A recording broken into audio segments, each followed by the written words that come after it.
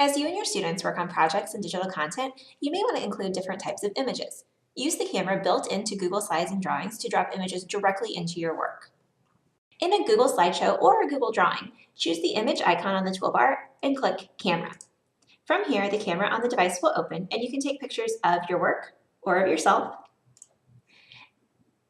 and it will automatically insert that picture into your work.